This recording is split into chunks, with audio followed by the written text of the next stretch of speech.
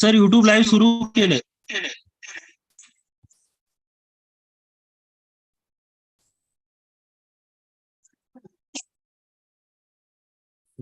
Good evening, friends. Am I audible to all? Anybody? Yes sir. Yes sir. Okay, thank you.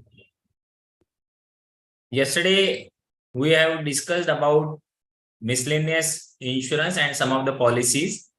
We'll continue from where we left yesterday, and those policies, what we were discussing yesterday, were of the burglary policies.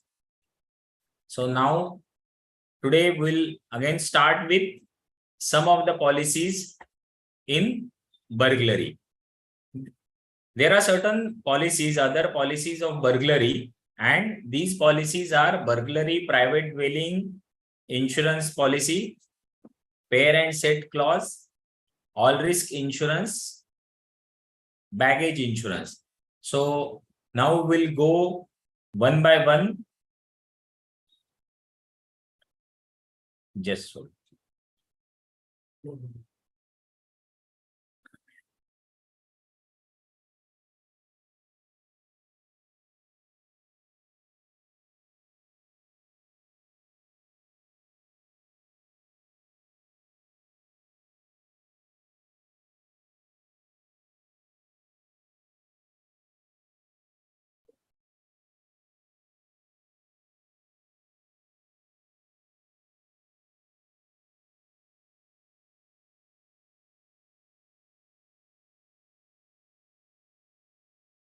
Okay. So certain other policies of burglary are burglary private dwelling insurance policy, pair and set clause, all risk insurance policy, baggage policy. So these are some of the policies which relates to burglary insurance only, wherein any of the property which is stolen, which is whenever there is theft, then these policies will come in picture.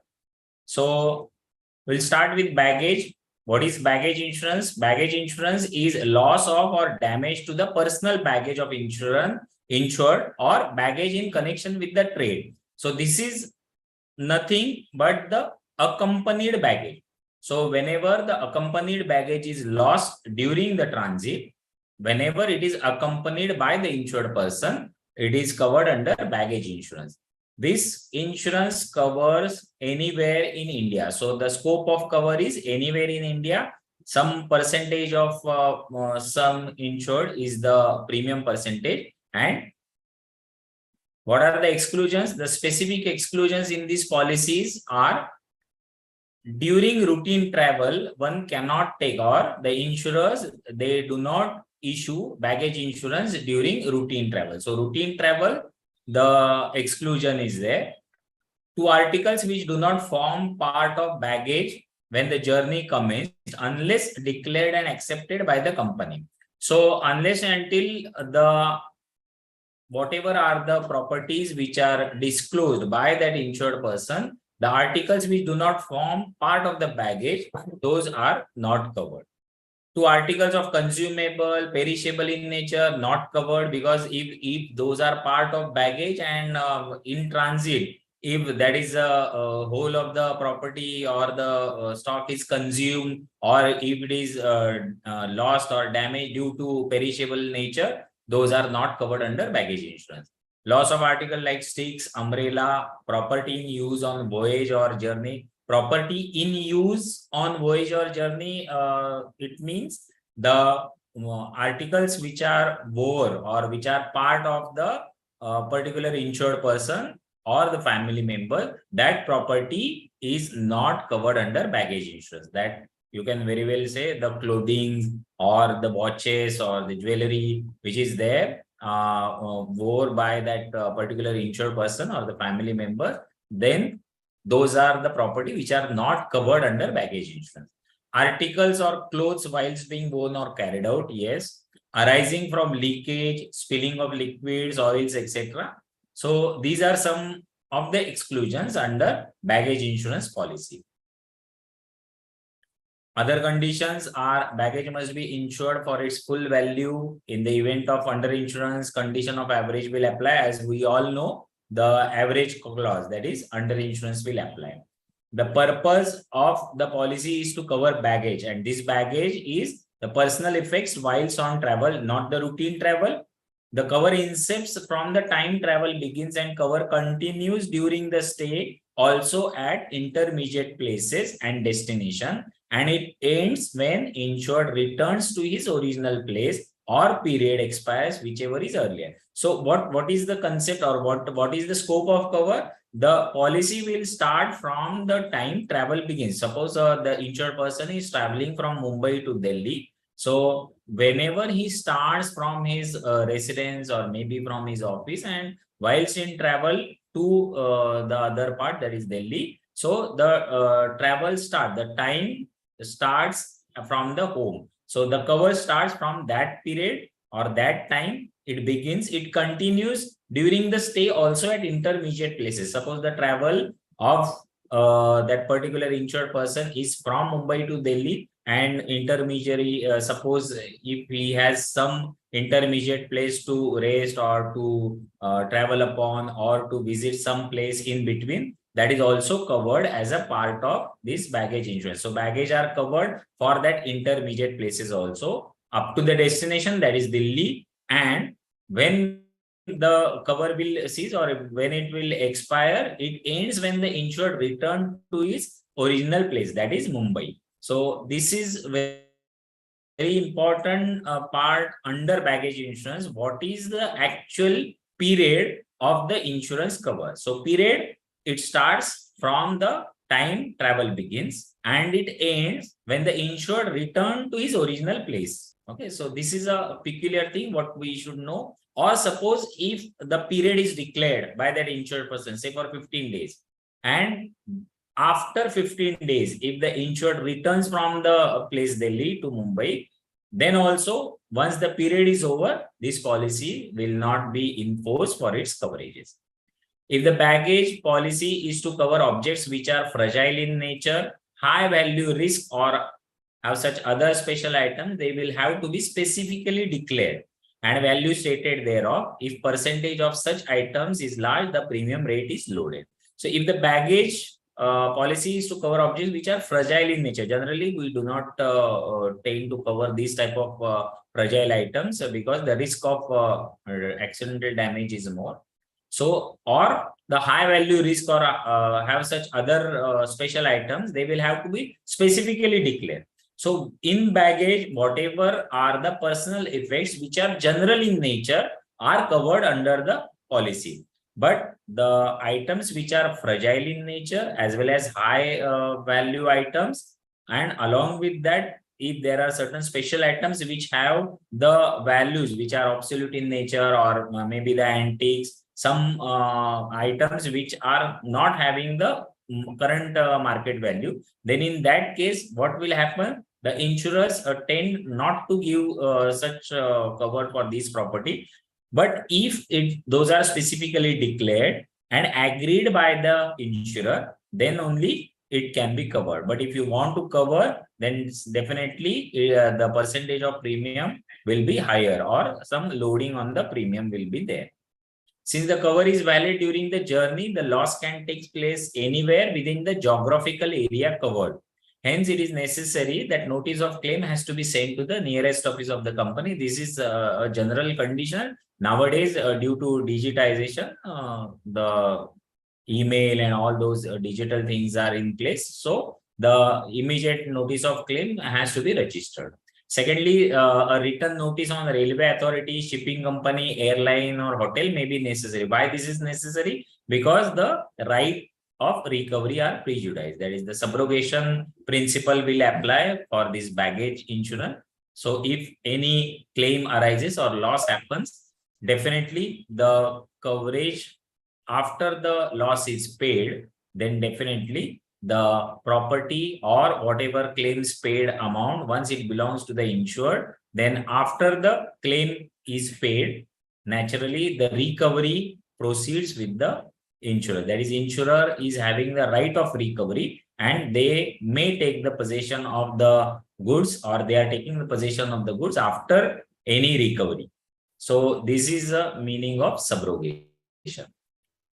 Money insurance will deal with money insurance now. Some specific policies under the section of money, which is like burglary policy, but here the property is money. Whereas in burglary policies or some of the burglary policies, the property is generally the stock, the machineries, and the furniture fixture fitting.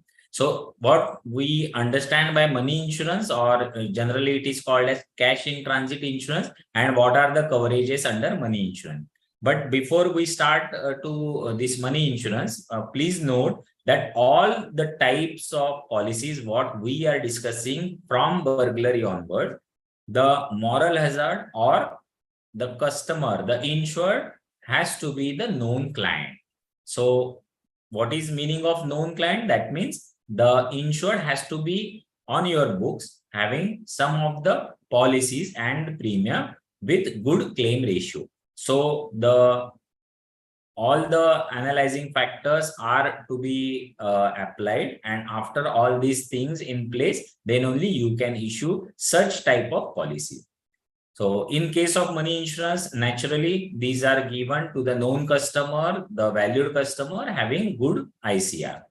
What we cover under money insurance? Money insurance, we cover loss in transit by insured or his employee. So money which is carried from one place to other place.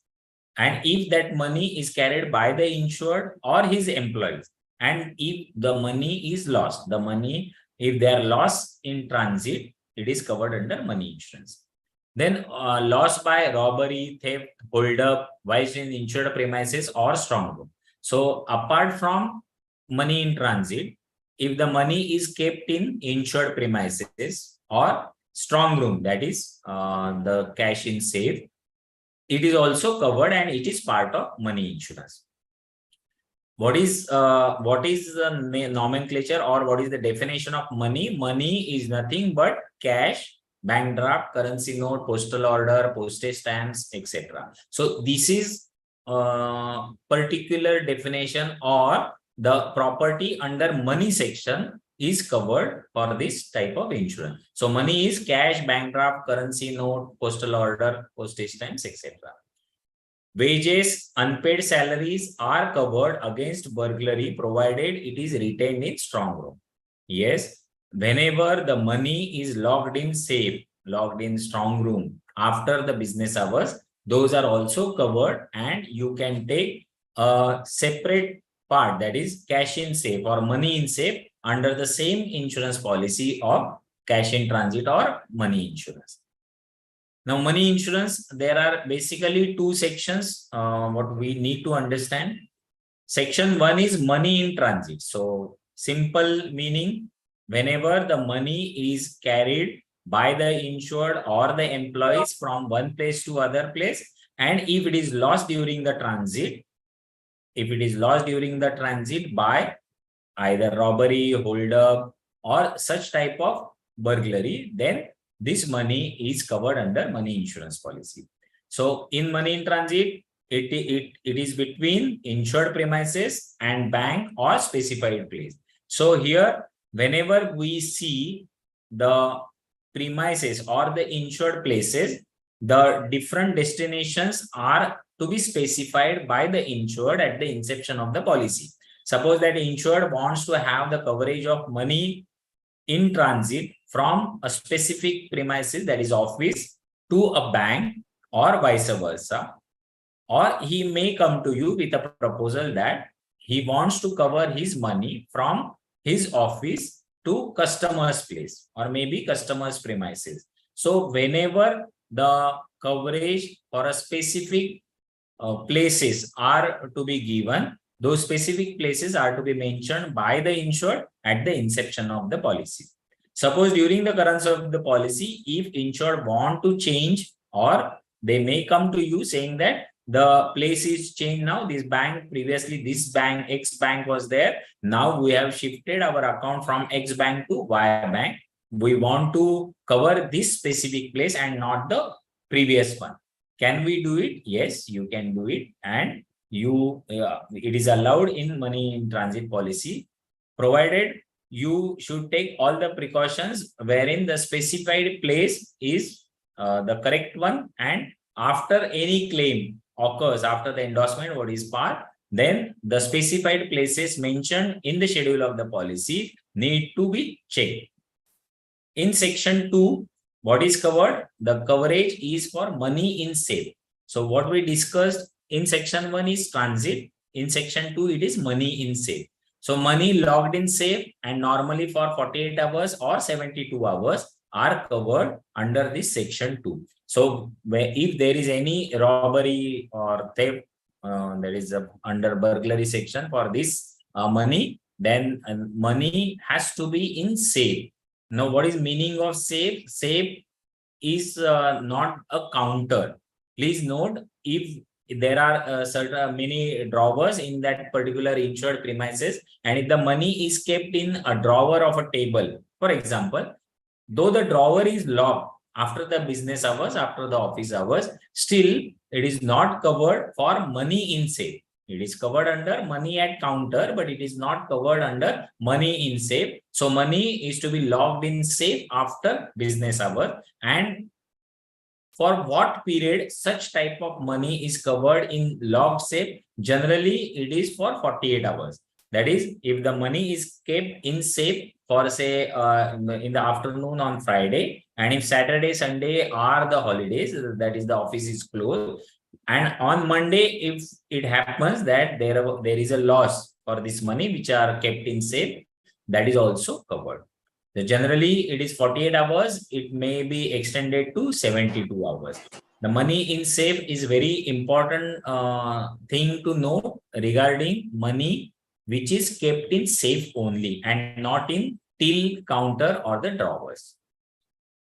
Money in transit or money insurance or cash in transit insurance, there are two amounts which has to be clearly specified while proposing this type of insurance. The limit of insurer's liability for any one loss and estimated amount in transit during the year.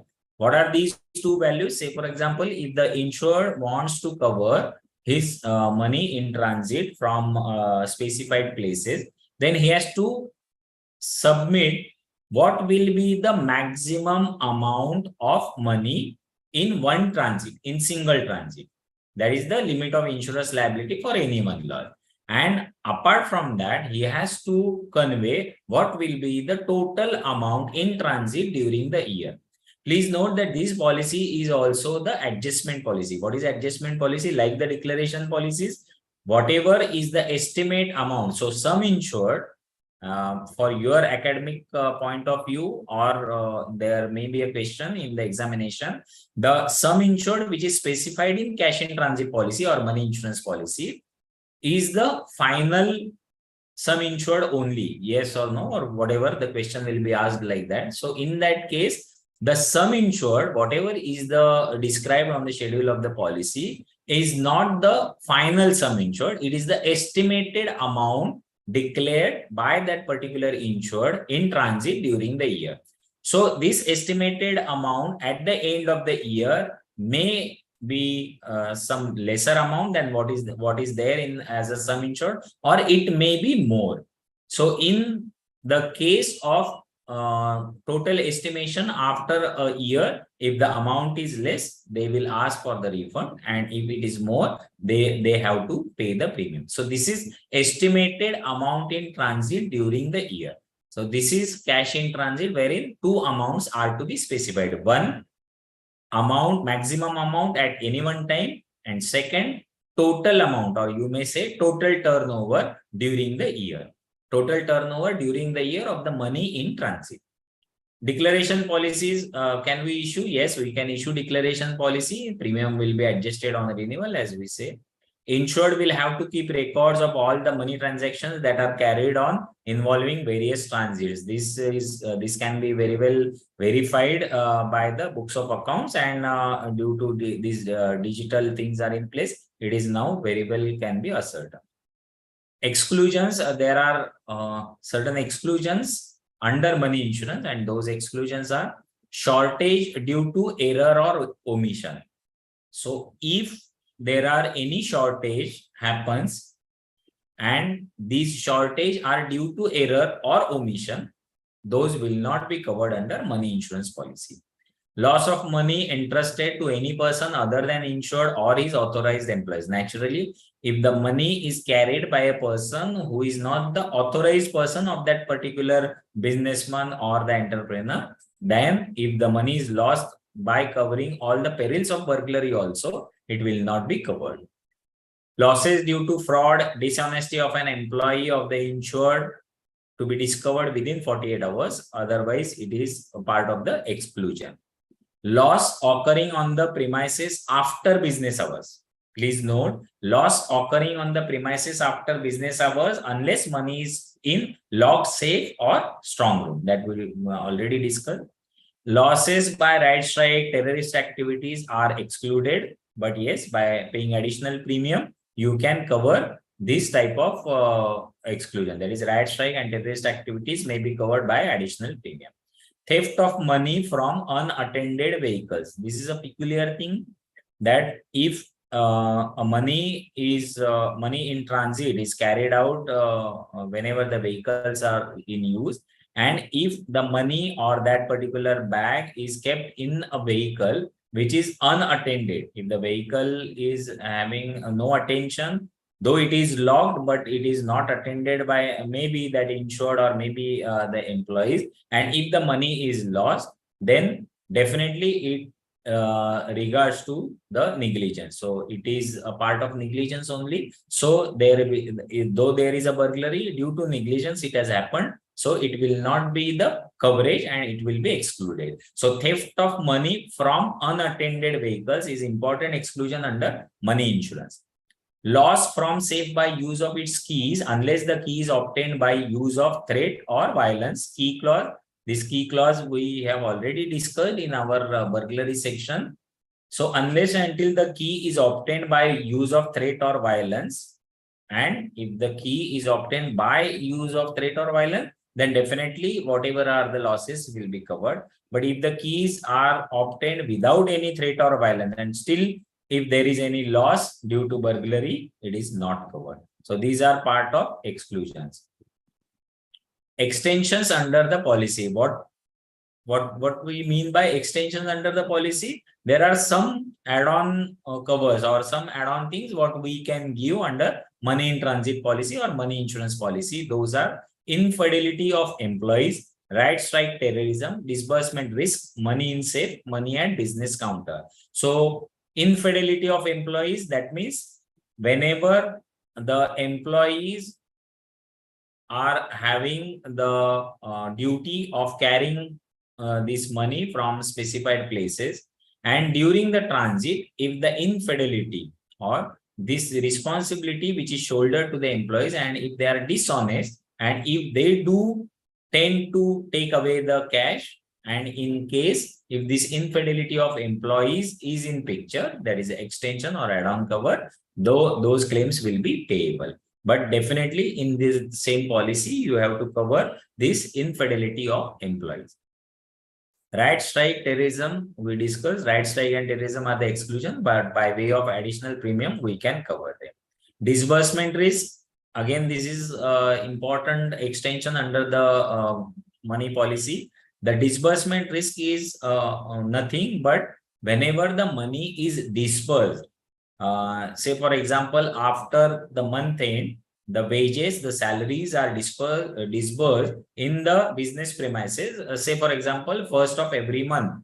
So when the money is disbursed in the business premises, and at the same time, if there is any robbery, dacoity, or if this type of burglary happens in the business premises, though the money and the burglary, both things are in place, we or the insurers are unable to pay the claim unless the disbursement risk extension is taken by the insured. This disbursement risk is nothing but it is the disbursement of the money at the insured premises. But by way of additional premium, you can cover this disbursement risk. Money in safe, we already discussed. Money at business counter, yes. What we come to understand is that the money which is kept in the till, drawer, are not covered in money in safe, but this type of money at business counter is covered during the office hours. So after office hours or after business hours, we are unable to give this type of cover. So here in case of money insurance, generally there are three types of money what we ought to cover as a part of this policy. First, cash in transit or money in transit. Second, money in safe. So money in safe is after business hour, and money at business counter is during business hours, and money in transit for the specified places, that is outside that particular location which is under the policy. Now, in money insurance, we discussed some part regarding infidelity of the employees. So while during the transit, if that particular employee ran away with the money, then the insured has to take the fidelity guarantee policy. So what is fidelity and what is infidelity? Simply, fidelity is faithfulness, loyalty, whereas infidelity is unfaithfulness, sort of cheating. So this infidelity of the employee or this unfaithfulness, cheating part is a risk on part of the insured. So this risk can we cover? Yes, we can cover under fidelity guarantee. So fidelity guarantee is very important policy for that businessman. Fidelity guarantee policy covers the employer towards direct financial loss. Please note that the consequential losses are not covered under fidelity guarantee. The direct financial loss from the employee's dishonesty is covered under fidelity guarantee. There are three parties concerned. Who will be the three parties? The insurer, the insured, and the person whose fidelity is being guaranteed upon. So the insurable interest of a person or the employee is taken by the insured with the insurance company. So insured is never taking his own insurance, but his insurable interest is for his employees. So he will name the particular employee, maybe he name the position of the employees, and likewise we can issue the fidelity guarantee policy. So who are the three parties? Definitely the insurer and insured are to be in place, but the coverage actually is for the infidelity of the employee. Direct pecuniary loss sustained due to fraud, dishonesty. Naturally,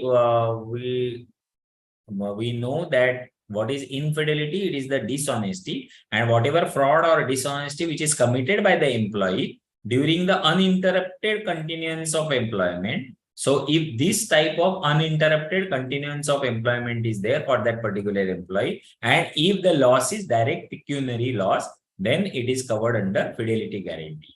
So what is direct, what is pecuniary? Pecuniary is it has to be counted. That means the money or whatever is the amount, it should be counted. So there is no consequential loss covered under the policy. A direct loss, that means the particular employee has done the dishonesty and he has directly done the dishonesty without any collision with the insured, or if there is any collision with the insured also, the claims will not be payable. So the dishonesty, fraud has to be direct. The amount has to be a pecuniary amount. The loss is to be measured. The limit of compensation is the specified sum insured. Now, what is specified sum insured? Say, for example, like in cash in transit or money insurance, the insured has declared a certain amount which is carried. Say, for example, 1 lakh amount is carried from one place to another place, that is in transit. So that will be the maximum amount of liability at any one claim. So in same way, the amount or the specific sum insured for that particular employee has to be declared by that employer or that insured, so that the limit of compensation is specified. Loss due to bad accountancy is not covered, as also omissions. So certain things which are not covered, like the omissions or bad accountancy. So there, in the first definition only, we come to understand that the loss has to be direct pecuniary. So no omissions, no part of bad accountancy wherein the loss of money is discovered after some time. So in that case, this fidelity guarantee policy also will not hold good. Act should be committed in the course of duties.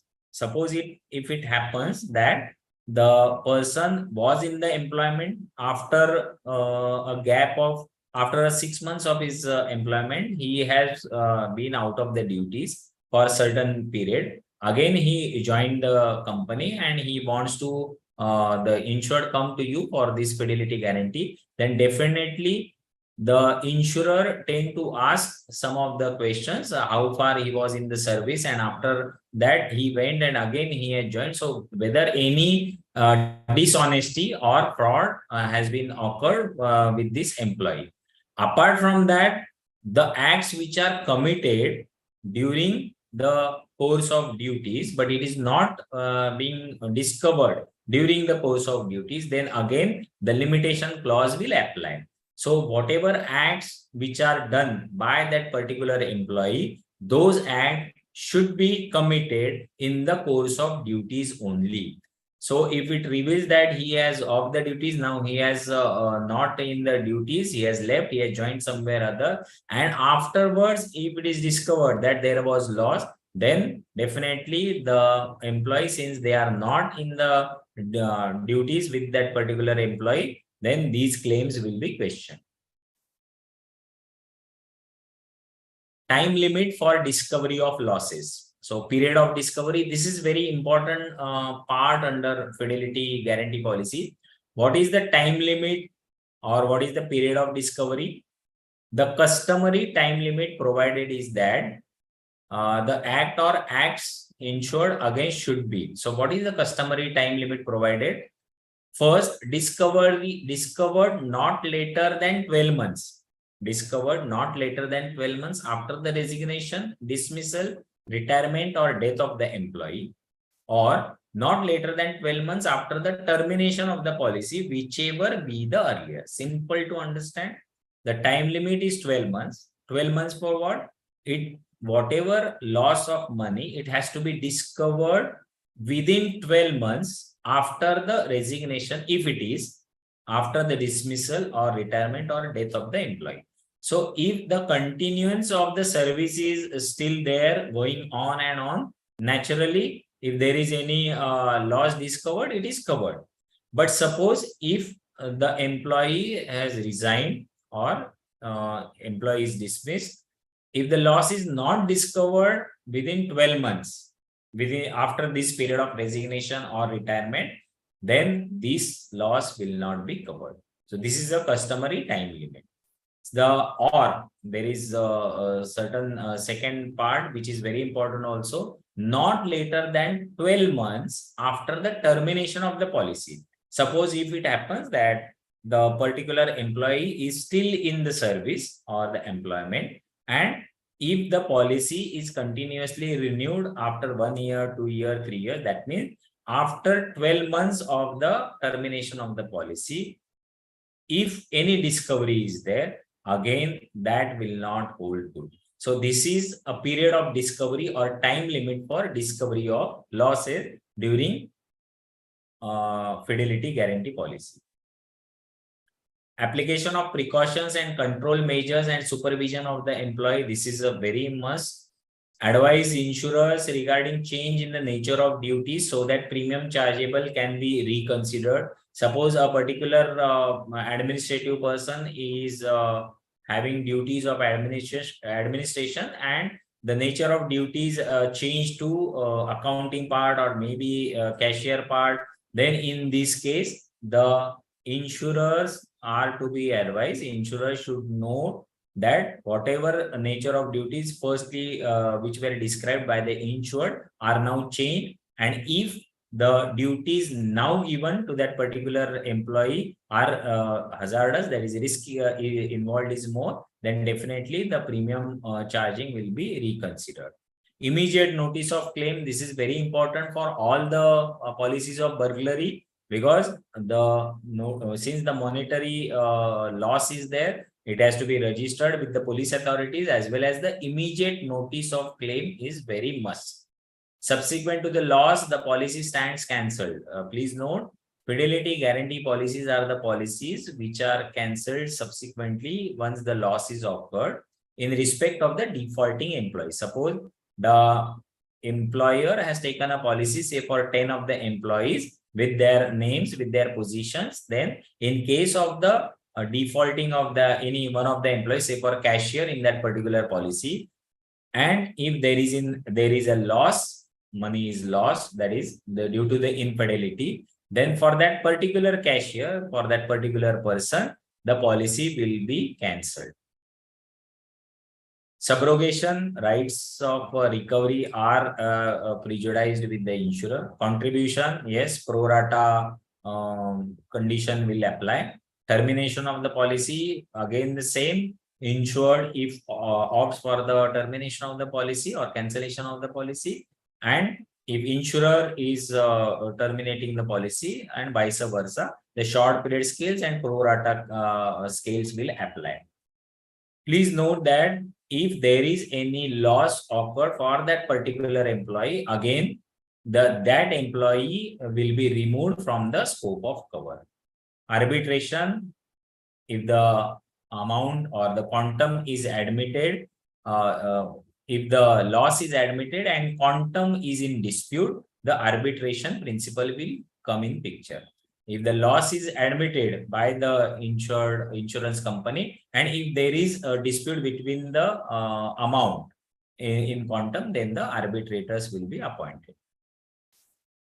What or which type of policies one can give to various needs of the customers? You can give the individual policy, wherein particular individual name, his credentials will be disclosed, and accordingly the individual fidelity guarantee policy will be issued, specifying the coverage regarding the specific sum insured against the name. In there, you can issue collective policy also, covering the individuals with the specified sum insured against each employee. So this is individual and collective policy. But please note, the collective policy is nothing but the collection of all the individuals which has to be specified, and along with their names and whatever are the credentials, the specific sum insured will be given under the same policy.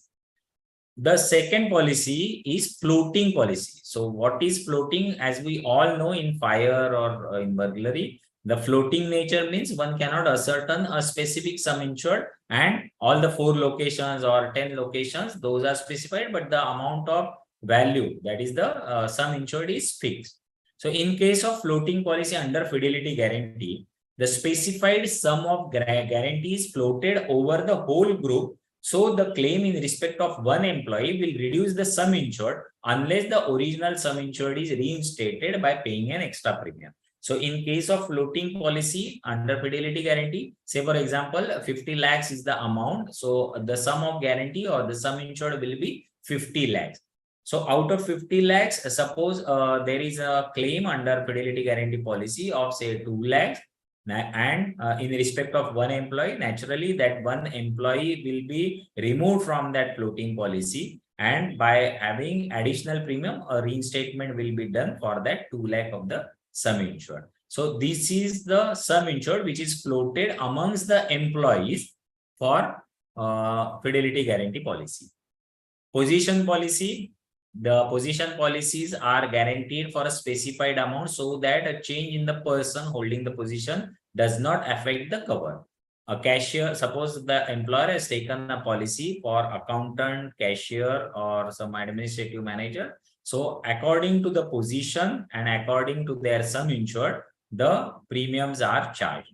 Suppose the cashier, there are 2 cashiers, there are 3 cashiers, and if the cashier individuals are changed, then it need not be the part of the policy to specify that XYZ person was holding the position of cashier. Now he is not the cashier and some other person is now cashier, because the coverage is under position policy. Whatever are the position, those positions will hold good for any of the claim. But suppose that cashier is doing the cashier job or that administrative person is doing administration job, and if this number or these positions are changed, then definitely the position policies will not hold good and there may be question during the claims. Blanket policy covers entire staff. Yes, this blanket policy covers entire staff without showing name, without showing position, but references must be made available to the insurer in the event of claim. This policy, blanket policy, is issued to the large corporates wherein the number of employees are in thousands. So in this case, what will happen?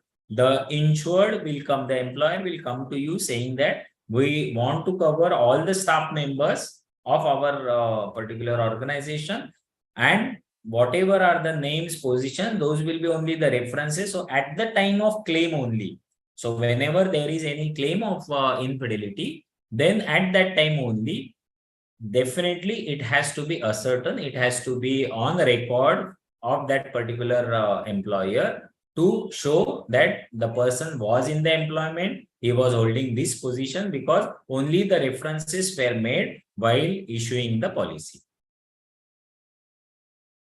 So these were part of our first slide. Now we'll move on to our second slide, that is some of the package policies under miscellaneous insurance. So what is terminology package policy? Package policies are nothing but the umbrella cover for various sections or various products of a policy. So shopkeepers insurance policy, householders insurance policy, these are the two very popular and generally known policies under package policy, and different products or different departments, different insurances are covered under a single umbrella policy. Now we'll start with shopkeeper package policy. Shopkeeper policy means it is for the shops. So what is the meaning of shop? Whenever there is over the counter sale, the shop is or the establishment is termed as shop. So this sale has to be there. For whom we cannot issue a shopkeeper policy is, we cannot issue it for restaurant, tea and coffee shop. So restaurants are not the shop, but they are particularly the hotels. Over the counter sale, a particular sale is there and the customer is going away. So in that case, it is termed as shop. But in case of restaurant, tea and coffee shop, those are not termed as shops. Coverage, normally there are 11 sections. So we'll go one by one quickly. Section 1, building and contents. Section 1 covers building as well as content. If the building is owned by the shop owner or that shopkeeper, he will cover the building part. But suppose the building or the shop is on rental, he will cover only section 1B, that is the content. And section 1 covers what? Fire and allied perils. Fire and allied perils are the perils of fire, lightning, bursting, aircraft, riot, strike, etc. So in section 1, the coverages of fire and allied perils are there for building as well as contents. Section 2 is loss or damage to contents, and the coverage is burglary, housebreaking. So in section 1 also we have covered the contents, but those will be only for fire and allied perils, whereas in section 2 those contents are covered against the risk of burglary, housebreaking. Loss or damage to contents excluding money, valuables, whilst contained in the premises by burglary, housebreaking. Section 3, loss of money. We have discussed enough about money insurance. The same section is here, which is part of this umbrella cover, a package policy of shopkeeper. So loss of money is money in transit, money in safe, and money at counter. The percentage of premium and amounts are given here, but definitely the percentage will differ according to the customer's claim ratio and his whatever are the premiums on our books. Section 4 is loss of or damage to pedal cycle. So if there are any pedal cycles of the shopkeepers, those will be covered under sections of fire, lightning, earthquake, burglary. Along with that, legal liability also will be given. Plate glass, yes, for the shop owners, there is always a risk of damage to the fixed plate glass. And nowadays, these shops are very well decorated, and majorly the fixed plate glass are used. And those plate glass, if those are damaged by any accidental means, those will be covered. So there is always a question or query in mind of the students that what is fixed plate glass. So fixed plate glass is nothing but there is a mold, there are certain columns or maybe a frame wherein the glass is fixed. So this glass which is fixed to the frame is a fixed plate glass. If it happens that the door of particular shop, because nowadays all these decorated shops are having door which is also are of glass, but yes, this glass, though it is openable or it is closed, it is part of fixed plate glass only, though it is movable, because it is attached or it is forming part under a particular frame. So whenever these glasses are fixed, or if those are moving, still if they are within the frame, those are termed as plate glass, fixed plate glass. So what are the glasses which are not termed as fixed plate glass? The plate glasses or the glasses which are there inside a particular shop, and maybe there is a teapot, maybe there are tables, and on that table a glass is fixed, or the glass is there in the say teapot. So all these types of glasses are not the fixed glasses, but the fixed glasses, as the picture is also shown to you, those are the part of a shop wherein a frame is there and the glass is fixed in this particular frame. The percentage of premium is also shown, but it will differ. Neon sign, glow sign, yes, the boards which are there of that particular shopkeeper, generally they want to cover under accidental external means, riot and strike, or if there is any malicious things, if it happens, and if these glow sign boards or neon sign boards are damaged, those are covered under section 6 of shopkeepers insurance policy. So here it covers accidental means, fire, lightning, theft. So all these risks are covered under neon sign. Baggage insurance, we have already discussed baggage insurance, but baggage insurance in case of shopkeeper is related to the baggage of insured or baggage in connection with the trade, whereas baggage insurance in case of householders policy, which is second policy we will discuss. So there, those will be the personal clothing or personal effects. Section 8, personal accident. Simply, yesterday we discussed all the individual personal accident coverages and exclusions. Those same will apply here only. But in case of personal accident under shopkeeper policy, who are the persons who are covered? The insured and the employees. So personal accident cover for the insured as well as personal accident cover for his employees can be given under section 8 of shopkeepers insurance policy. Section 9 covers fidelity guarantee, that is against the infidelity of the employee. So whenever there is dishonesty or infidelity, this section 9 will hold good. Section 10, legal liability. In case of legal liability, there are two subsections under this policy. One is third party liability, and second one is workman's compensation, or it is called as employees compensation. Third party liability is nothing but legal liability in respect of death or bodily injury to a third party, that is the customer. Because the shop owner, the shopkeeper are having a lot of customers in their premises. If there is any legal liability due to negligence on part of that shopkeeper or the employee, and if there is any death or bodily injury to the third party, then the third party liability will come in picture. Legal liability in respect of accidental damage to third party property also during the performance of any act in connection with the insured business. Normal limits are prescribed over here.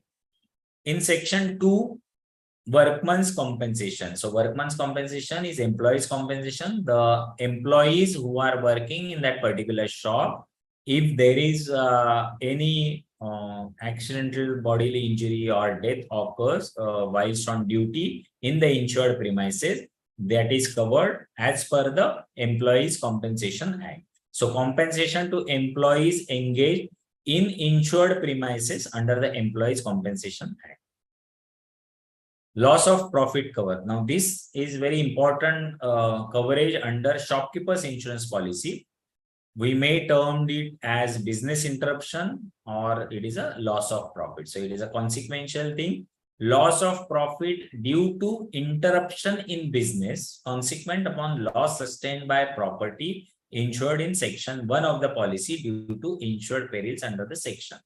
What we mean by loss of profit cover or business interruption cover is that if there is any of the property loss or any of the perils of section 1, that is fire and allied perils, and if there is riots and strike, if there are floods, natural calamities, due to which if there is any loss, and due to the loss if there is business interruption, the particular shop owner is unable to run the shop, say for next 3 months, then what will happen? It will affect the profits of that particular shopkeeper. So in that case, this section, loss of profit, will hold good, provided he has taken this section. All the sections, the insured, the shopkeeper has to pay the premium for each sections and in total. If it happens that he has paid the premium for say section 1, 2, which are the compulsory 1B and 2, and say 2 more sections of maybe fidelity guarantee and pedal second, and if he has not opted for section 11, loss of profit cover, then the consequential loss or the business interruption loss is not covered.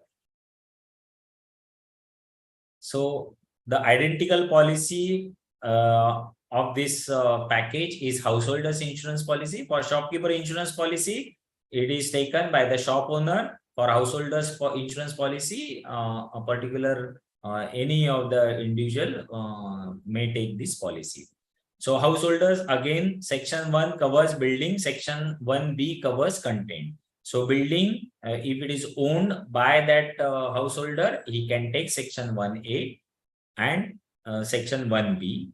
If that house is on a rental basis, he will not take the coverages for building part, but he will definitely take for section 1B. So in shopkeeper also, what are the sections which are compulsory are section 1B and section 2. In case of householders insurance also, section 1B and section 2 are the compulsory section, and then you can choose, or the insured can choose, different sections. So in case of this householders insurance policy under section 1, what are the coverages? Yes, all the fire and allied perils are covered. In case of section 2, the contents are covered under against risk of burglary. Section 3, all risk. What is all risk cover? It covers loss of or damage to jewelry and valuables caused by accident or misfortune whilst anywhere in India. So section 3, all risk, is very important, and generally all the householder will come to you to have this particular section to be covered. Now, as per the academic point of view as well as for the underwriting, during while issuing the policy of section 3, all risk under householders policy, the jewelry and the valuables need to be disclosed item wise. The items are to be disclosed, along with that their weight, their value, everything has to be disclosed at the inception of the policy. Why this is required? Because at the time of claim, it becomes very difficult to ascertain the loss regarding the quantum or identification, as well as the money part, that is the value part.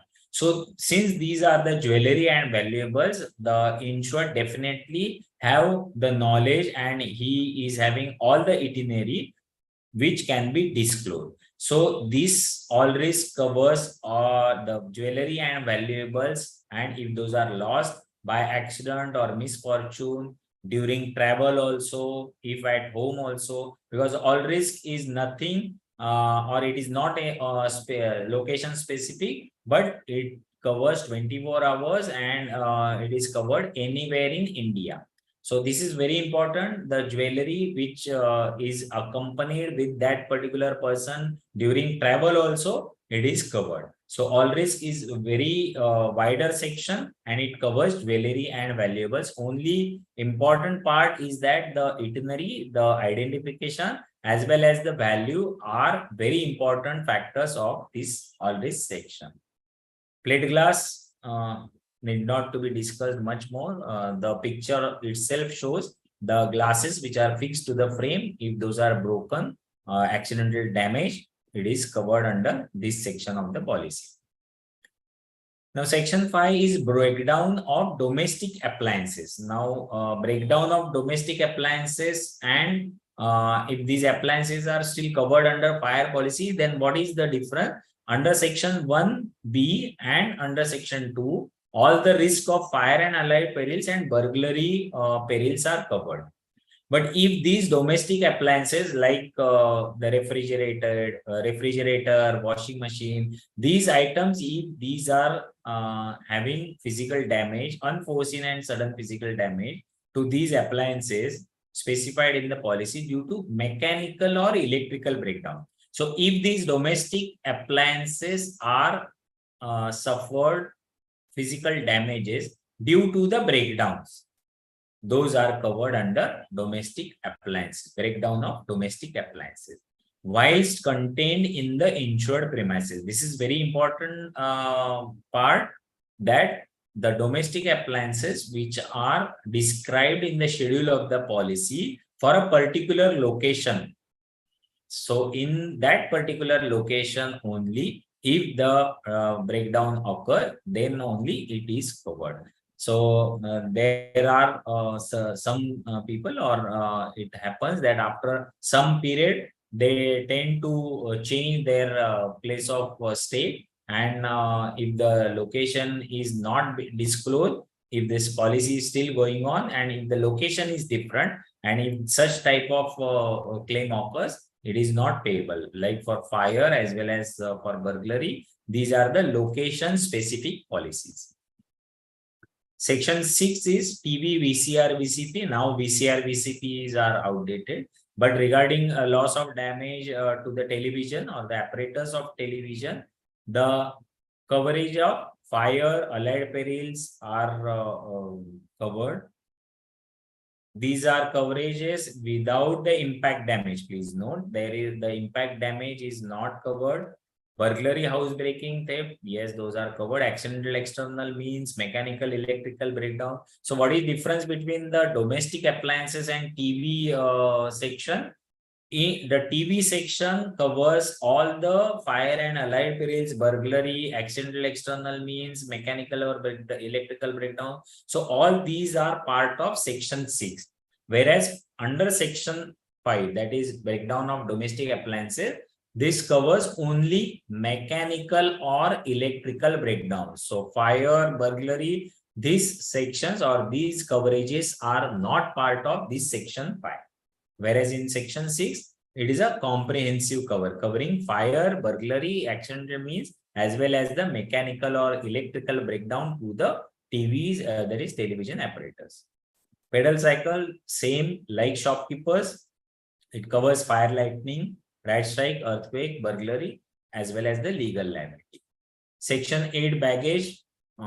We already described about baggage in shopkeeper, but that is for the insured trade or which is part of that particular trade. Whereas in case of householder policy, loss of or damage to personal accompanied baggage due to accident or misfortune whilst traveling anywhere in India, traveling on tour or anywhere in India. Personal accident insurance, we are covering the family of that particular householder, and personal accident insurance is available for the insured, his or her spouse, and the children. The coverages under personal accident are the same. Section 10, public liability and workman's compensation. Public liability, if any third party death, injury occurs, and if any legal liability comes to the insured, the section 10 will hold good for this type of coverages. These are against the fault or negligence of the insured as well as family members. So if there are any faults or negligence on part of the family members also, the public liability claim will be in picture. Section 10, workman's compensation. Yes, the maids, the housemaids who are coming as an employees in that particular home, as well as the domestic servants which are staying along with that insured also. If those are the employees of that householder, those will be covered under workman's compensation part of, that is section 10 of this householders policy. What are the things to remember in this, or the common points to remember are: fire section is compulsory, that is section 1 is compulsory. Maybe section 1B is more precisely compulsory for shopkeepers as well as householders insurance policy. Apart from section 1, 1B to be precise, section 2 is also compulsory. Fire section covers even damages due to earthquakes and even STFI. Generally, minimum 4 sections are compulsory since package policy. Why we are giving this terminology of package policy is because certain sections, minimum sections has to be taken by that insured. Then only you can give this umbrella cover. Discounts are offered for more than 5 sections. Reinstatement value clause basis. The policy runs on the reinstatement value clause basis. Baggage in shopkeeper is insured straight baggage, whereas baggage in householders is personal accompanied baggage. So here we'll conclude some of the package policy which are very important. Now we will shift our focus to some part of liability policies.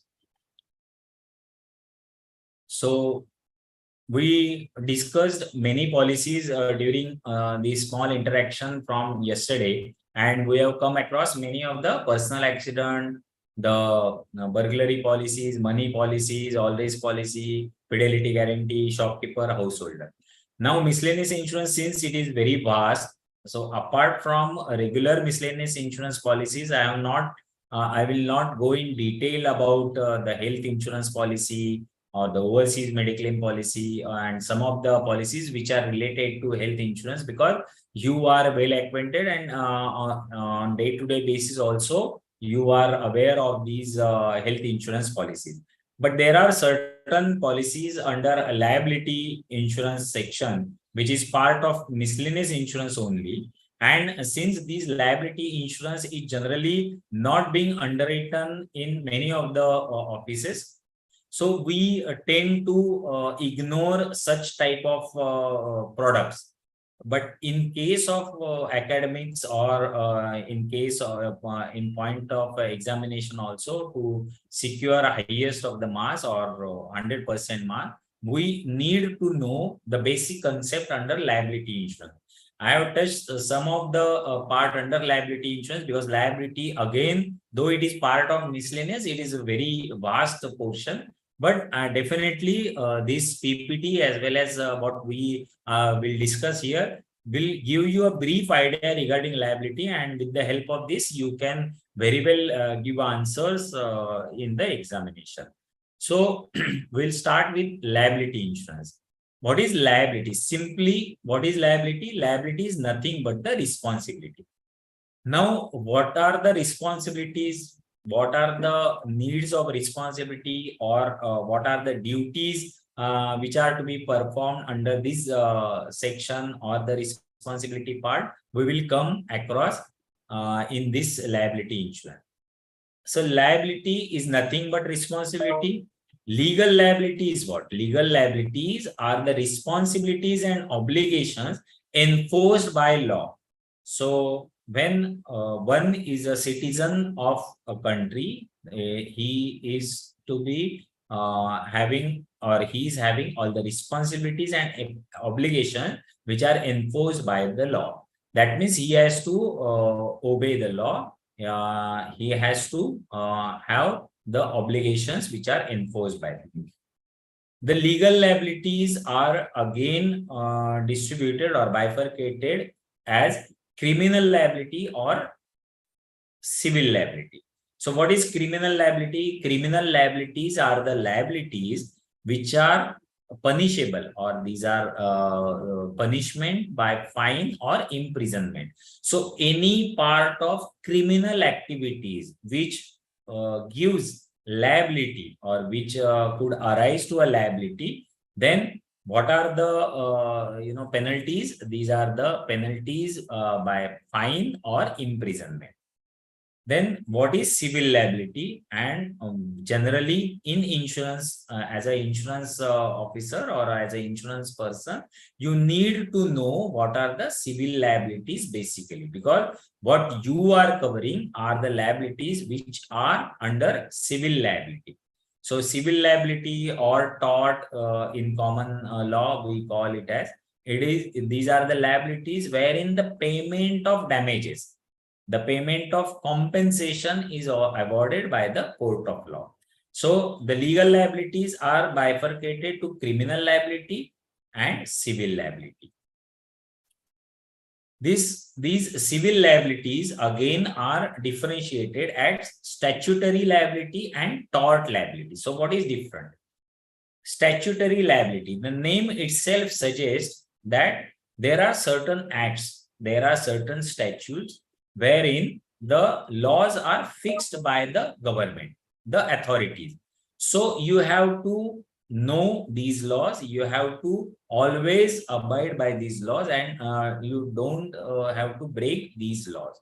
So these are the statutory liabilities. So if anything happens, and if there are certain acts, there are certain laws which are defined, and if those defined laws are or those are being broken, or due to some act it is the negligence is there, and if it arises the liability, so that liability is called as statutory liability. Say for example, the employer are having many employees, and during the course of duties, if any employee is has suffered accidental injury, then as per the statute, as per the act of WC, now termed as Employees Compensation Act, those are covered against these type of liability policies, or this type of statutory liability. So Workmen's Compensation Act, Motor Vehicle Act,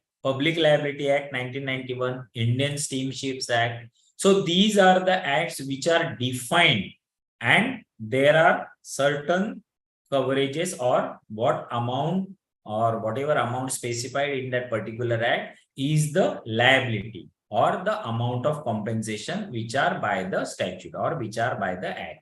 Whereas what is there in tort liability, tort is nothing but the common law judgment.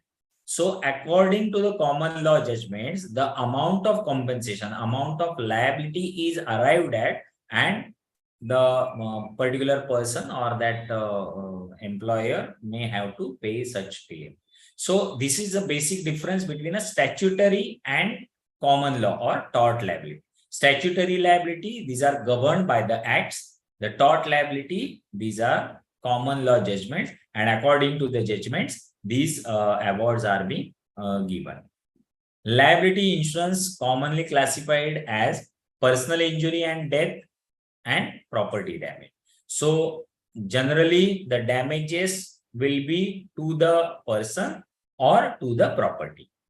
The second one is financial liability. What is financial liability? Financial liability is nothing but the professional liability. Professional liability, while performing any of the duties in professional manner, if there is any legal implications occurred, so in that case, the professional negligence is countered, and the financial liability may come. So the examples are doctor's indemnity, the directors and officers liability, etc.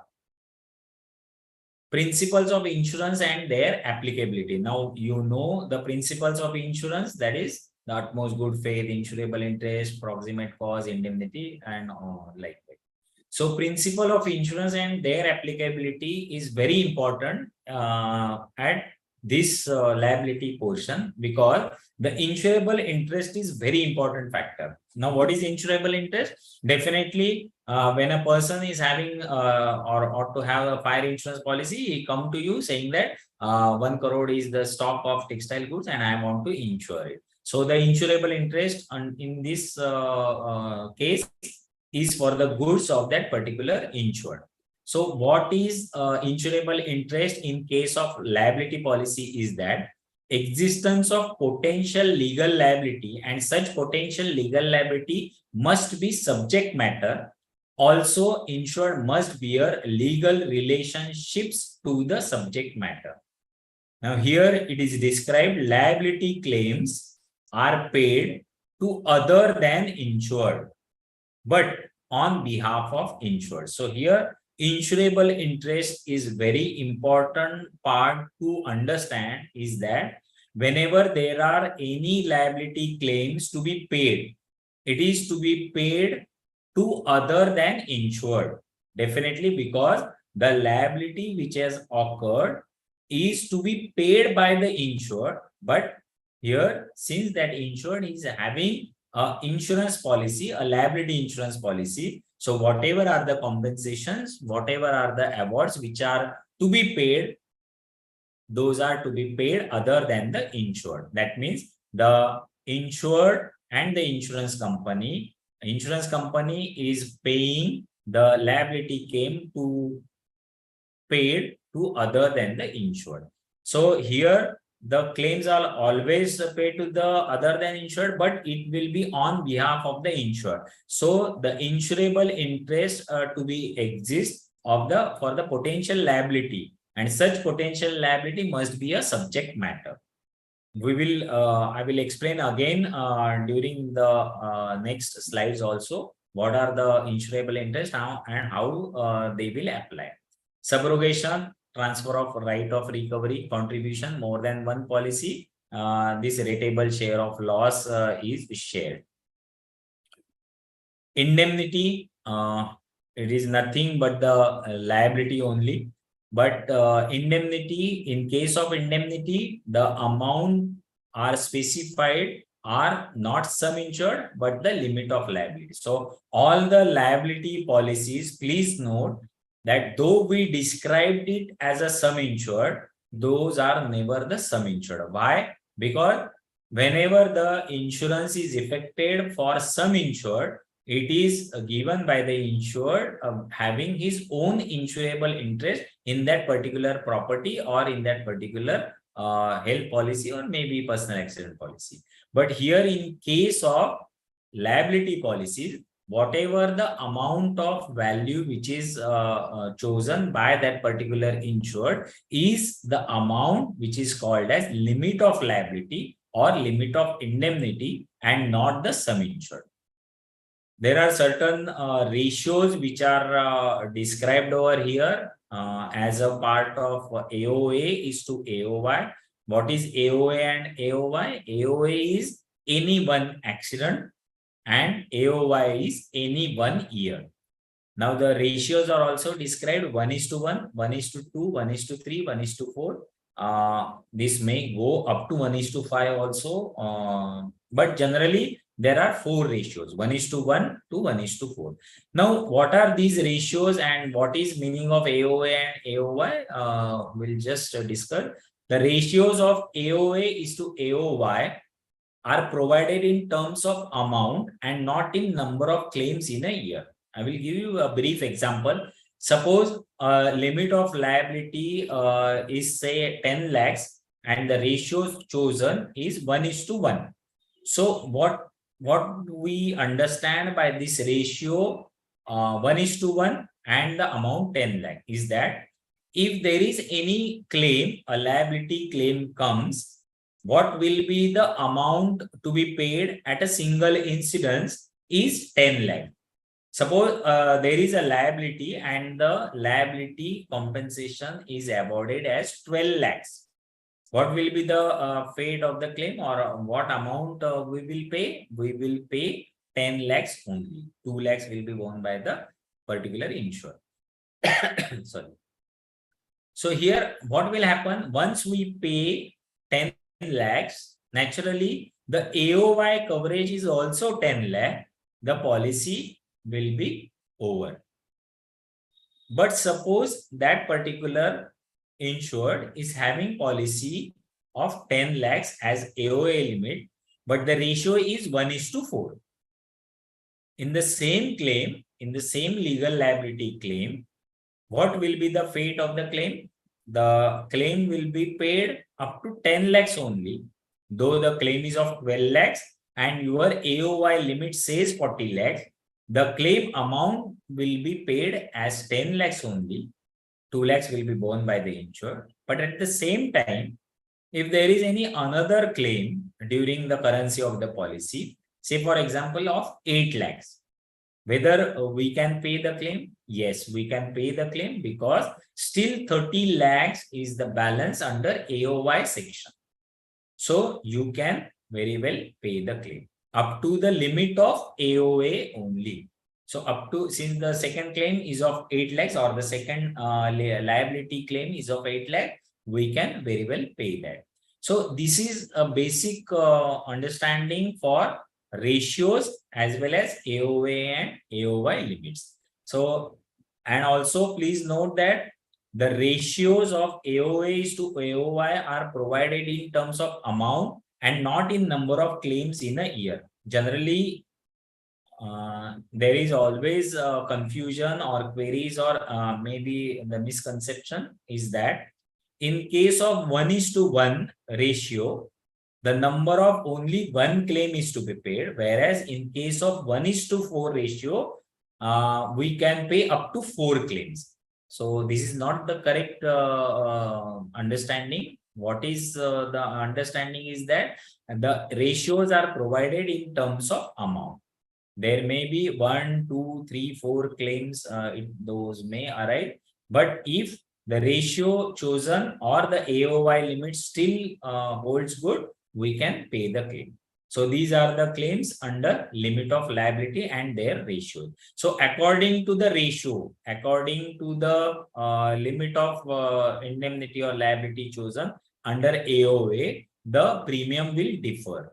So naturally, AOA is to AOY, and if the limit of liability is 10 lakh, the premium will be lesser. The AOA is to AOY, the ratio is 1:4 and AOA limit is 10 lakh, the same as 1:1, definitely the premium will be more. So please understand the ratios and their nomenclature as well as the definition where it will be provided in terms of amount and not in the number of claims in a year.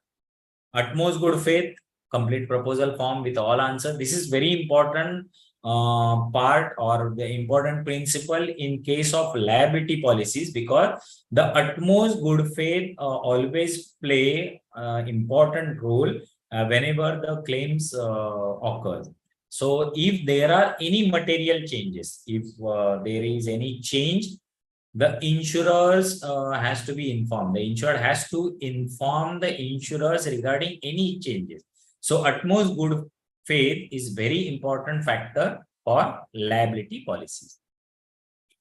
Tort or civil wrong, there are certain definitions under this civil wrong or common law or tort. Libel, that is defamation, damage to reputation of another person. Slander, same as libel, but it is verbal. Assault is bodily harm. These are some of the terms of civil wrong, that is tort. Tort and crime, what we are discussing are the civil liabilities and not the criminal liabilities. So under our insurance academics, the civil wrong things or civil wrongdoings or the common law or civil liabilities will come in picture. So grounds, victim, examples, initiating party, action taken, purpose, law, standard of proof. There are it is already described over here. This is a general comparison we should understand regarding the tort, that is civil wrongdoing, and crime is criminal wrongdoing. Who are the victims under tort? Those are the individuals. Whereas in case of criminal wrongdoing, that is crime, who are the victims? Whole of the society will be affected. Examples under tort are assault, defamation, battery. Battery is nothing but like assault only. Whereas in crime, the murder, burglary, so that will be the criminal wrongdoing. Initiating party, in case of tort, the victims, the individuals who are affected, those will be the initiating party. They will go to the court of the law. Whereas in case of criminal wrongdoings, the state, the authorities, they will go against that particular criminal in the court of law. Action taken, suits in the court, prosecution by state. These are the action taken. Purpose, compensation to the injured. So purpose of this civil liability, the tort, is to pay the compensation. So whoever are the injured or maybe death occurs, so those liabilities, the legal liabilities, the compensation is to be paid. Whereas in case of criminal wrongdoing, the punishment to that particular criminal is the purpose. Law for tort, it is common law. For crime, the IPC, Indian Penal Code. Standard of proof in case of tort is balance of probabilities, whereas in crime, beyond all reasonable doubt. So in case of common law, balance of probabilities. So what will be the probabilities? What will be the next course of his life, wherein he should be in the good position after that particular injury occurred, and according to whatever are his responsibilities after the accident, those are to be protected. So these are the balance of probabilities, and those will be the standard of proof. Whereas in case of crime, the crime is to be established beyond all reasonable doubt. So there should not be a single doubt to be retained, and it should be beyond all reasonable doubt. Classification of persons. Now, in case of, since we are studying liability section, there are a certain classification of persons which we should understand, and those are trespassers, licensee, and invitees. So who are the trespassers? Person entering without permission. So it is always written at many of the gates, many of the places, that trespassers are not allowed. So who are the trespassers? The persons who don't have the permission to enter the premises, and still if they enter the premises, those will be termed as trespassers. So this is the classification. Licensee, person entering with permission. Invitees, customers entering in a shop. Ticket holder in a cinema hall. So the persons who are entering in a shop or ticket holder in a cinema hall are the invitee, whereas the licensee are the persons entering with permission. Because in a shop or in a cinema hall, there is no specific permission given. Whoever buys the ticket or whoever wants to purchase the items in that particular shop, they can come to the shop. Those are the invitees. Whereas licensees are the persons where that particular licensee should have the permission from that person who is giving the license. Now, onus of proof of negligence and res ipsa loquitur. Some different words and different things appeared on your screen. This is nothing but the simple terminology, and when I will explain, you will come to know what is this onus of proof of negligence and what is res ipsa loquitur. I will give some of the example. In case of onus of proof, the burden rests with the person who suffered injury or damage. That means whenever a person is suffering from injury or any of the damages, the onus of proof, he has to prove that these injuries are suffered because of the negligence of the insured. Simple to understand. Our insured to whom we have issued the policy need not have to prove that these injuries are suffered because of him. It is the onus of proof on part of the person who has suffered the injury. He has to give the proof of negligence of that particular insured, and then only the claims will be payable. So in case of legal liability claims, please note, in case of legal liability claims, the parties who are in picture are the insured and insurer as one party, and the person who has suffered injuries is second party. So if this onus of proof or this proof is not proved, the injuries are not proved in the court of law because of the negligence of insured, the insurers will not pay the claim. So, and this proof of negligence has to be proved by that person who has suffered the injury. Res ipsa loquitur is things speaks for itself.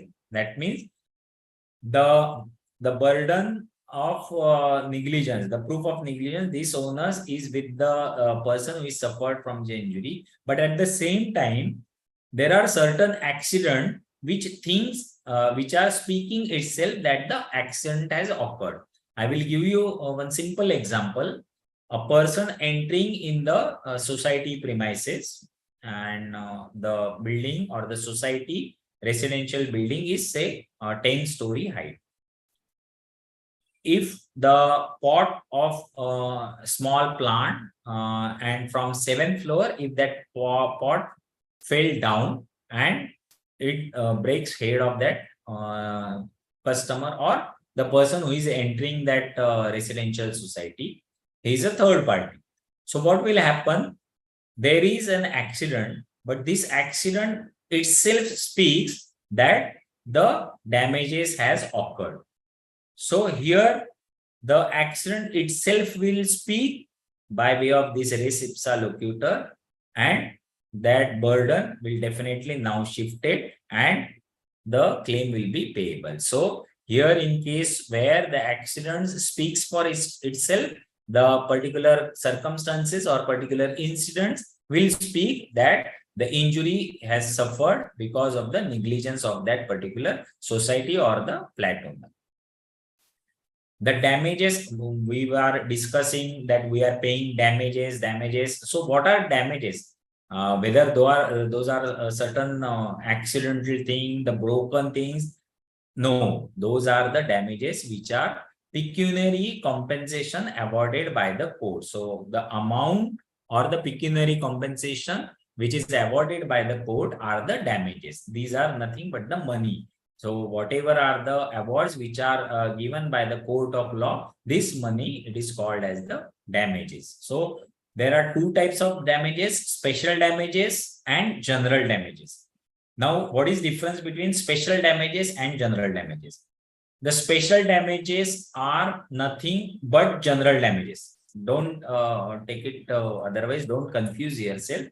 But the special damages are the damages which can be quantified.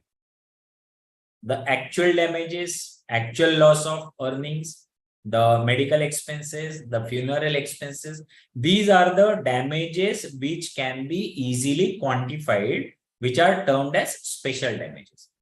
Then what are the general damages?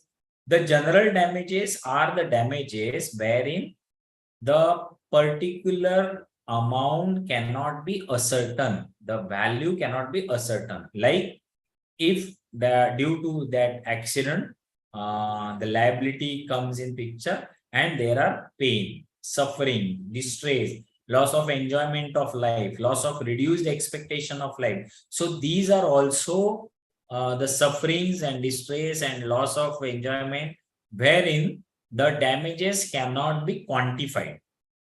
These are termed as general damages. So whenever the court gives award, apart from the special damages, the general damages are also avoided.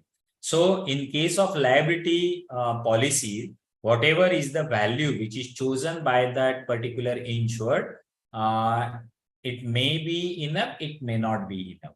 So it is not part of the insurance company to decide on the particular amount of the liability, but it is with the insured to decide what he thinks that whatever are the compensation to be paid by the court of law, up to that certain amount he will incur his premium expenses.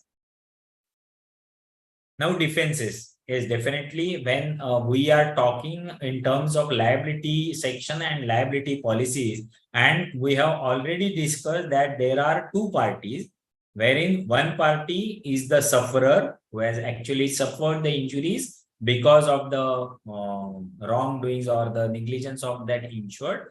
The other party is insured as well as insurer. Both combined together will be one party. So in case of any losses or any of the liability claims, insured and insurance companies both will take certain defenses. So what are those defenses, and why insurance company as well as insured will take the defenses? Because it is not the particular part that the liability policy is there, the injuries has occurred, we will pay the claim. It has to be established, and the burden or proof of negligence is to be established by the person who has suffered the injury. So in those cases, the defenses will be taken by the party like insured as well as insurance company. So allegation of negligence. So negligence, those are the alleged negligence on part of our insured. These are registered by defenses. So what are the defenses? Some of the defenses are disclosed here. Voluntary non-fit injuria. What is voluntary non-fit injuria? To whom is willing, there can be no injury. I have given one example of car race spectator. Suppose a spectator is coming to see a car race, purchasing a ticket. He is in that particular stadium to see a car race. What will happen? There is always a fear, there is always a chance that there may occur the accident. So in this scenario, the spectator or that particular person who is entering by having a particular ticket, he knows that there will be injury, or vice versa. He should protect himself that there should not be any injury. So this is again one of the defenses which can be taken if the allegation of negligence on part of insured occur. So that car race spectator, or maybe the crowd, the spectator who are going to see the cricket matches in IPL or many of the T20 matches or any other thing. So if any ball hit to the spectator, and if he claims for the damages, then these defenses will come in picture. Because when you are entering to see a particular cricket match, you know that there will be injury with the ball, or vice versa, that you have to protect yourself if the ball is hit for a six and the ball may come to you. So this is in short some of the defenses. We'll go one by one. The second one is inevitable accident. The accident occurs in spite of ordinary care. So the allegation of negligence is that the accident occurs because of the negligence on part of that insured person. But here the defenses are that the accident has occurred in spite of general care. The ordinary care is taken by the insured, because there were brake fail of car suddenly. So insured was never having any intention or never having any negligence, but the brake fail of the car itself resulted in the accident, and due to which the injuries occurred. So why these defenses are taken in the court of law? Firstly, as we all know, we can avoid the liability. That is a simple way why anybody will take defense, to avoid the liability. But apart from avoiding the liability, we can reduce the liability.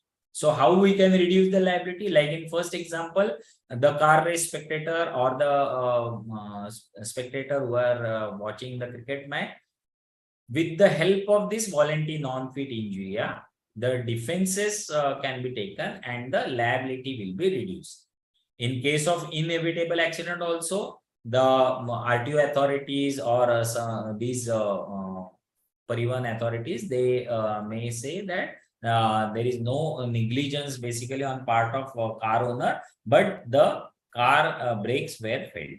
So here again, the defenses will be taken so that the liability will be curtailed. Act of God, again, if there are certain act of God perils like storm, earthquake, lightning occurred, and due to which the third party is suffering from the injury.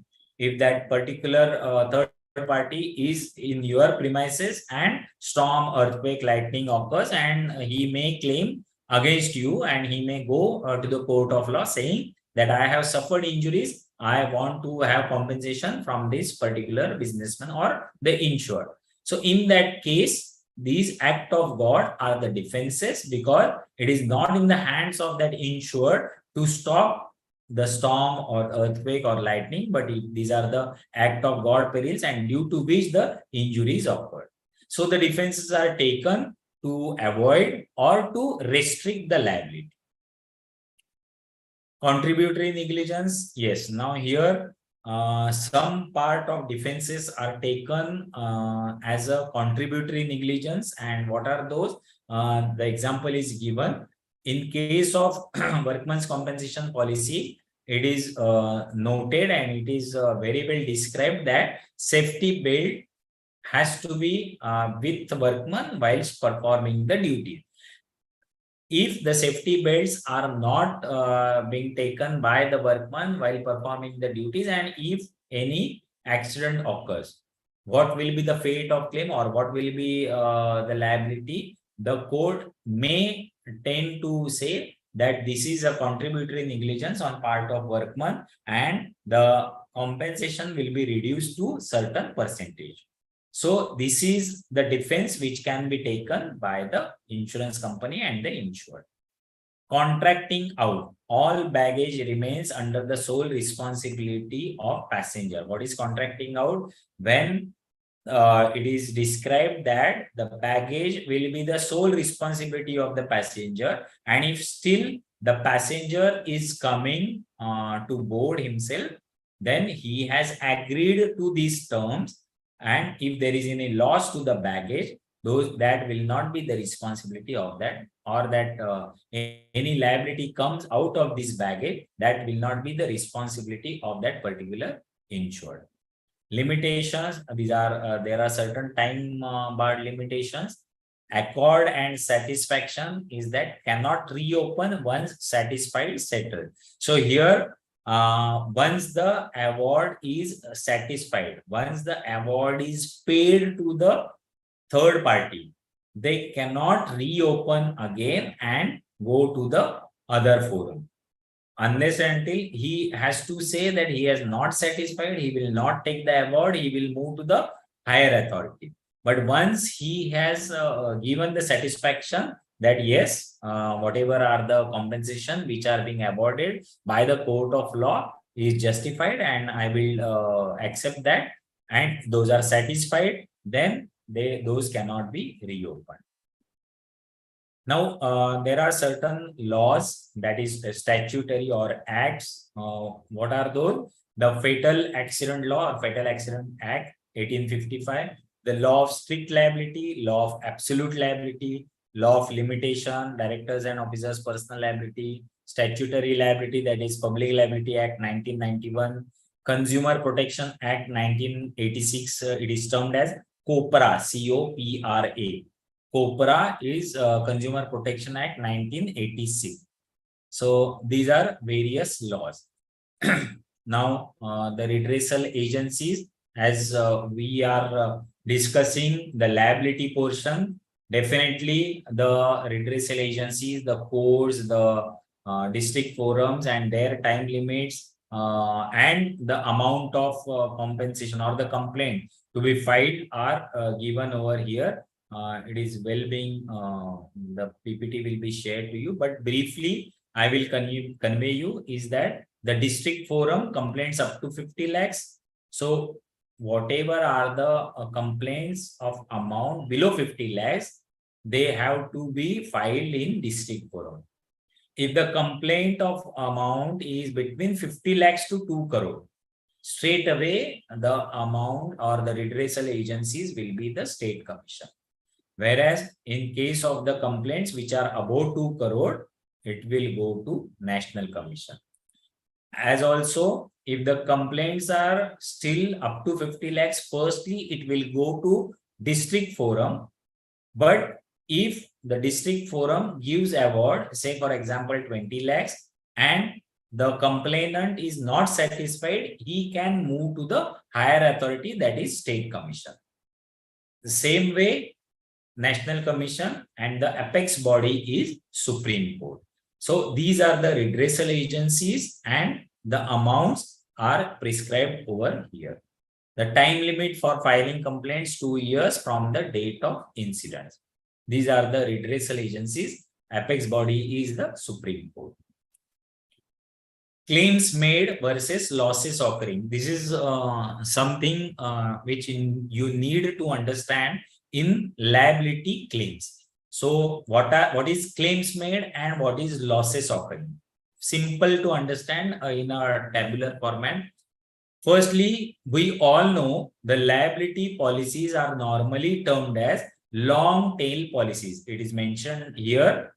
The liability policies are normally termed as long tail policies. Why? Because the liability claims will come after maybe the expiry of the policy, maybe after 1 year, maybe after 2 years, it may occur, because you cannot say at any one point of time that the liability should occur within the specified period of 1 year only. So accordingly, the policies are made on claims made basis versus losses occurring basis. In case of our general insurance industry in India, generally, we are issuing policies on claims made basis and not losses occurring basis. Why? We'll come one by one. Limits of coverage in case of claims made basis are loss must occur and be reported while the policy is in force. If retroactive period, loss should occur within that period. Now, what is meaning of claims made basis policy? Here it is mentioned loss must occur and be reported while the policy is in force. Say for example, a policy is effected from 1st of April 2022 and it will end on 31st of March 2023.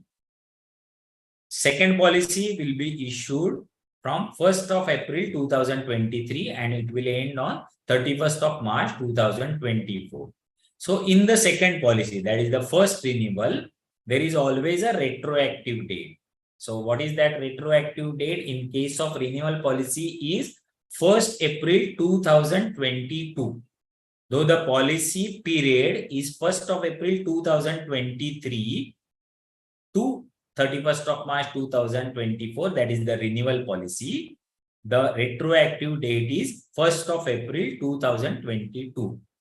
So if there is any claim between 1st of April 2022 to 31st of March 2023, say for example, if any accident or any of the negligence occurred on 1st of December 2022, the negligence has occurred during the currency of the policy of 1st April 22 to 31st March 23, whereas the loss is reported in subsequent year, say for example, 1st of May 2023.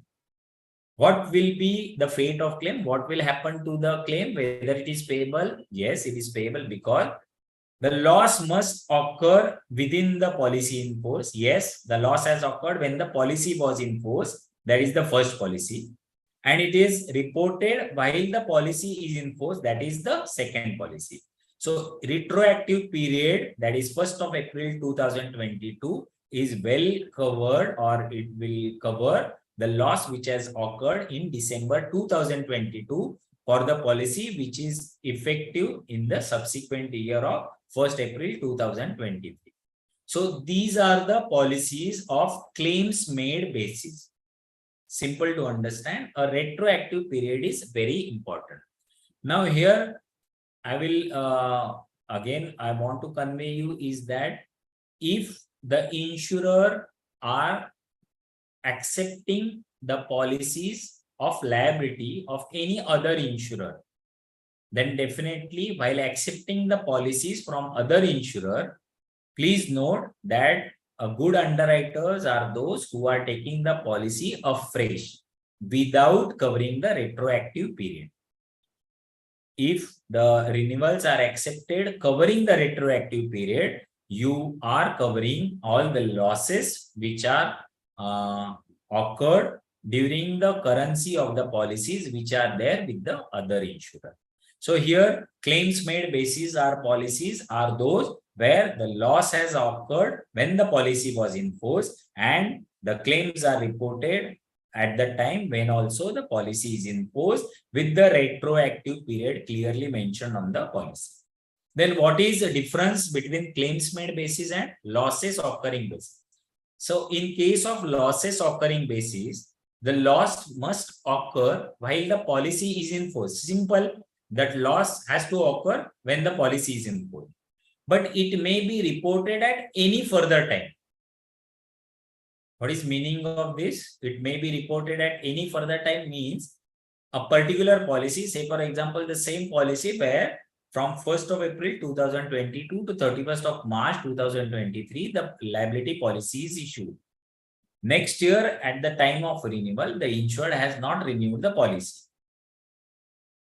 And he has accepted or he has conveyed the insurer that the policy should be on losses occurring basis. So what will happen to the same claim which has occurred on 1st of December 2022 after the expiry of the policy also, and if that is reported in the month of May 2023 also, the claim has to be honored or the losses has to be paid, because the losses occurring basis policies say that the loss must occur while the policy is in force, but it may be reported at any further time.